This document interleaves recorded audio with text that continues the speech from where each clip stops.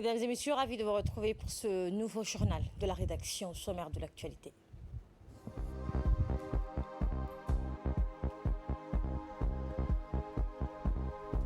Le secrétaire d'État à la a procédé à une cérémonie de distribution des équipements sportifs pour les régions de l'intérieur. Et la faim dans le monde s'aggrave, l'ONU est pessimiste pour 2021. Bonjour et merci de nous accueillir chez vous. Le président de la République, Ismaïla Omar Guelleh, a pris part aujourd'hui par vidéoconférence à un sommet de l'IGAD dédié à l'appréciation et à la concertation sur les principales problématiques et défis à l'ordre du jour dans la sous-région. La paix et la stabilité, le niveau de résilience des pays de la région vis-à-vis de la pandémie mondiale qu'est le Covid-19, les conséquences particulièrement drastiques du phénomène de changement climatique pour les populations des États membres de l'IGAD, l'aptitude à la sécurité alimentaire de l'Afrique de l'Est dans le contexte actuel de criquets destructeurs des récoltes et des vivres, tout a été évoqué au cours de ce sommet. La participation du président de la République à cette conférence a essentiellement été marquée par un discours, images et discours que vous aurez dans nos prochaines éditions. Dans le reste de l'actualité, je vous le disais en titre, le secrétaire d'État à la jeunesse et au sport, Hassan Mohamed Kamel, a procédé hier, lundi matin, donc, à la remise d'un important lot d'équipements sportifs aux différentes associations sportives des régions de l'intérieur. C'était au stade Gouled. Eh bien, une action qui entre dans le cadre de l'organisation du tournoi d'été dont l'objectif est d'occuper les jeunes vacanciers aux activités sportives pendant cette période de trêve scolaire et par la même occasion promouvoir le sport dans notre pays. L'association, représentée par les sous-directeurs des régions, ont tour à tour présenté leurs doléances devant un parterre d'invités et responsables. En l'occurrence, le directeur des régions, Omar Hassan Abdoulaye, directeur des sports, Abshir Ali, et directrice du stade Gouled, Fatouma Dabali. Je garde l'espoir que ces équipements permettront à chacune de ces associations présentes ici une bonne organisation du tournoi d'été rimant avec la joie et la fête. Faites en bon usage pour le bonheur du sport et surtout l'amour de votre région, a exhorté le secrétaire d'État à la jeunesse et au sport. Le secrétaire d'État a donc procédé à la remise d'un important lot d'équipements sportifs aux associations sportives des régions de l'intérieur.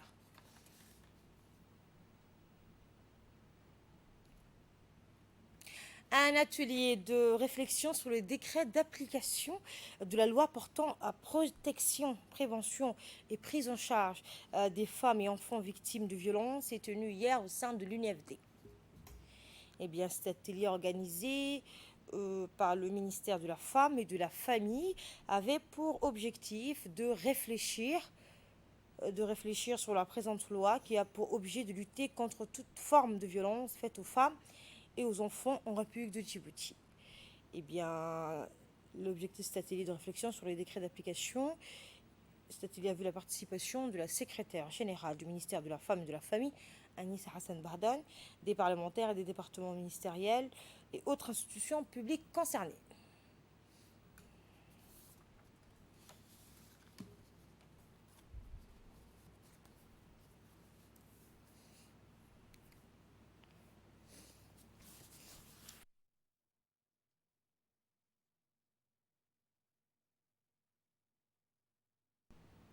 Nous allons réfléchir, échanger et collecter les recommandations qui sont émises par vous. Parce que j'espère qu'on aura des recommandations pertinentes pour trouver des solutions pour les victimes des violences. J'aime pas dire les survivantes, je préfère dire victimes. Donc c'est pour trouver des solutions pour la prise en charge surtout des femmes et des enfants victimes des violences au sein souvent par les proches de leur famille.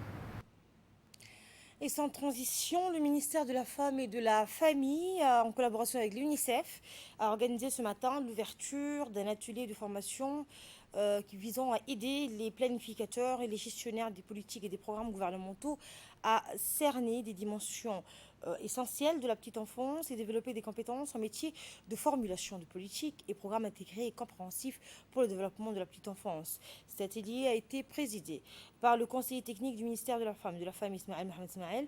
Étaient également présents les représentants des différents départements sectoriels et consultants. Cet atelier avait pour objectif renforcer les connaissances des responsables gouvernementaux sur le développement de la petite enfance, sensibiliser à l'importance du développement de la petite enfance dans les politiques publiques, promouvoir l'engagement des responsables, à renforcer les programmes destinés à la petite enfance à Djibouti et renforcer les capacités des responsables en formulation de politique et programmes intégrés pour le développement de la petite enfance. Dans l'actualité également. Conformément à un décret portant levée partielle des mesures exceptionnelles de prévention contre la propagation du Covid-19, une réunion de travail a été présidée par le directeur général par intérim de l'autorité de l'aviation civile, Daoud Ali Abdou, qui s'est tenu dans les locaux de l'aviation civile à l'aéroport de Djibouti. En préparant cette réunion, le secrétaire général du ministère de la Santé, Dr Salah Benoît Tourab, le directeur général de l'aéroport international de Djibouti, Mohamed Youssouf Shermake, le directeur général de la compagnie Air Djibouti, le directeur général de la compagnie Air Djibouti, Abdulrahman Ali Abdillahi, les acteurs de la santé publique, civils et militaires à Djibouti, ainsi que les garants de la sûreté. Les discussions ont porté sur le plan de relance de l'activité aéronautique et les points saillants suite à l'ouverture imminente de l'espace aérien.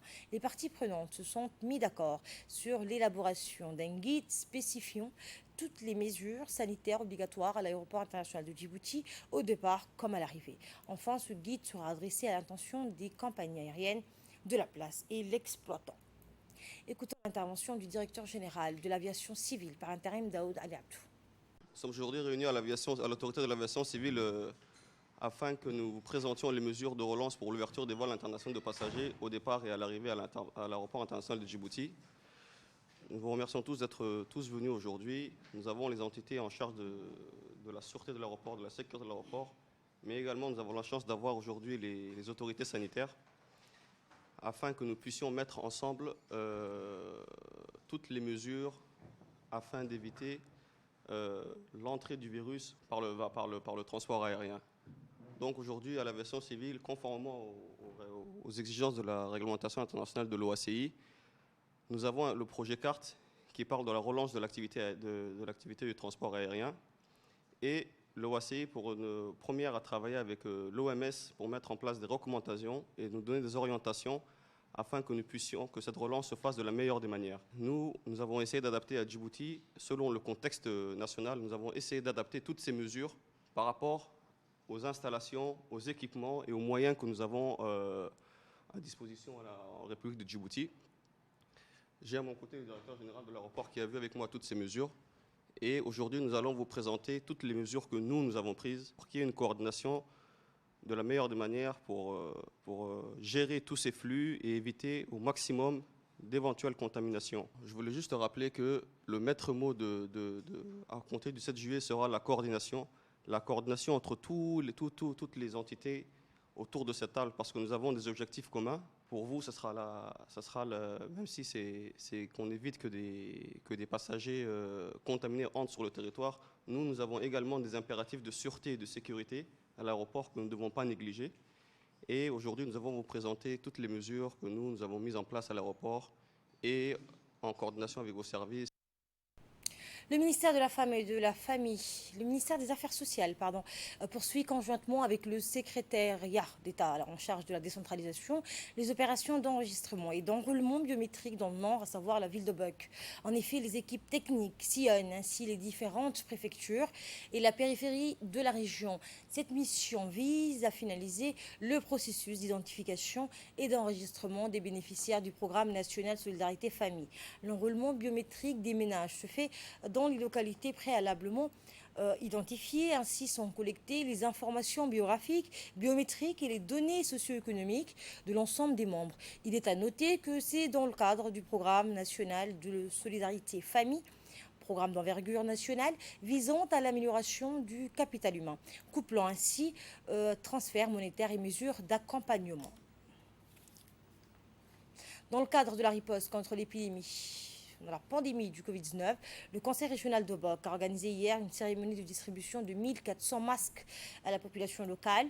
Les masques distribués ont été confectionnés par les couturières de la région de Boc, constituées à l'occasion en groupement pour participer à la réponse à l'urgence sanitaire de la pandémie. En prélude de la confection des masques, les femmes du groupement bénéficiaient d'une formation organisée par l'Association nationale des collectivités locales djiboutiennes sur la fabrication du masque barrière en tissu lavable selon le référentiel. La formation et la confection ont été financées par l'Union européenne à travers le projet d'appui aux autorités locales de Djibouti piloté par l'Association internationale des maires francophones, coprésidé par M. Ali Mohamed Maki, préfet intérimaire de la région de Boc, et Mohamed Ahmed Ismail, président du conseil régional. La cérémonie de distribution a vu la participation du représentant de l'AIMF, Florent Kakou, et du médecin-chef du centre médical hospitalier de Boc, Ibrahim Mohamed Dimbio. Dans le reste de l'actualité, la Californie a ordonné hier le retour de la fermeture de certains. Et justement, pardonnez-moi, avant de passer à ce qui domine l'actualité internationale, nous revenons avec ce sujet dans le cadre de la stratégie de réponse du Covid-19. Le secrétaire exécutif de l'ONARS, Hussein Hassan Dral, accompagné de son staff technique, s'est rendu hier lundi à Lissabi, dans la localité d'Aour Aoussa, où ils ont installé donc un centre de quarantaine destiné pour les migrants en provenance du Yémen et qui sont bloqués à Djibouti à cause de la pandémie du Covid-19. Le secrétaire exécutif était accompagné dans ce déplacement par le préfet de la ville d'Ali Sabieh, Moussa Aden Migene. Ce centre de quarantaine pour les migrants est dans son ensemble géré par l'ONARS en collaboration avec la police nationale, le préfecture d'Ali Sabieh et le Croissant Rouge de Djibouti. Tous les migrants qui franchissent le frontière passent par ce site pour être testés et soignés avant le rapatriement volontaire jusqu'à chez eux. Quant aux migrants positifs, ils sont soignés, nourris, vêtus et logés dans ce centre de quarantaine durant la période de traitement de 14 jours et sont après convalescence rapatriés dans leur pays en bonne santé. La République de Djibouti a signé le pacte mondial sur la migration au pacte de Marrakech au Maroc le 19 décembre 2018 visant à couvrir toutes les dimensions de la migration internationale. Respectant ce pacte, Djibouti a accueilli tous les migrants traversant nos frontières en cette période du Covid-19 et les a installés dans le site de quarantaine d'Aour Aoussa, qui d'ailleurs est le premier site de quarantaine au monde qui est destiné aux migrants et où sont déjà passées plus de 1141 personnes nourries et logées. Malheureusement, la communauté internationale qui a pris part à l'installation de ce site au début est totalement absente pour le fonctionnement du centre et l'ONARS fait face seul pour le respect de son mandat et l'engagement du gouvernement auprès des instances internationales. À cet effet, l'ONARS sollicite l'aide des partenaires et des organismes internationaux afin de soutenir donc l'effort de l'ONARS. La Californie a ordonné hier le retour à la fermeture de certains commerces et lieux publics face à la progression persistante du Covid-19 dans sa population, peu après que l'OMS se soit inquiété de trop grand nombre de pays qui prennent la mauvaise direction face à la pandémie. Pour le directeur général de l'OMS, Tedros Adhanom, les messages contradictoires des dirigeants sapent donc l'ingrédient le plus essentiel de toute réponse, la confiance, a-t-il déploré sans citer de nom. Trop de pays prennent la mauvaise direction, a-t-il souligné. Le virus Ebola réapparaît et se développe dans l'ouest de la République démocratique du Congo. Le virus Ebola se propage dans l'ouest de la République démocratique du Congo avec après près de 50 cas connus dans une grande région bordant la République du Congo et la République centrafricaine, c'est ce qu'a déclaré l'Organisation mondiale de la santé. Mike Ryan, expert des urgences de l'OMS, a déclaré hier que 48 cas avaient été confirmés dans la province d'Équateur en RDC depuis que les autorités y avaient annoncé une nouvelle flambée le 1er juin. La faim dans le monde s'aggrave et l'ONU est pessimiste pour 2020. Près d'un humain sur 9 souffrait de sous-alimentation chronique en 2019, une proportion appelée à s'aggraver en raison de la pandémie du Covid-19. selon un rapport annuel de l'ONU publié hier. D'après les dernières estimations, la faim touchait l'année dernière environ 690 millions de personnes, soit 8,9% de la population mondiale. Eh bien, selon ce rapport, la récession mondiale due au nouveau coronavirus risque de pousser vers la fin entre 83 et 132 millions de personnes supplémentaires. C'est ainsi que s'achève cette édition. Merci de votre aimable attention. J'aurai le plaisir de vous retrouver ce soir à 22 h pour un nouveau journal. Bon après-midi à toutes et à tous.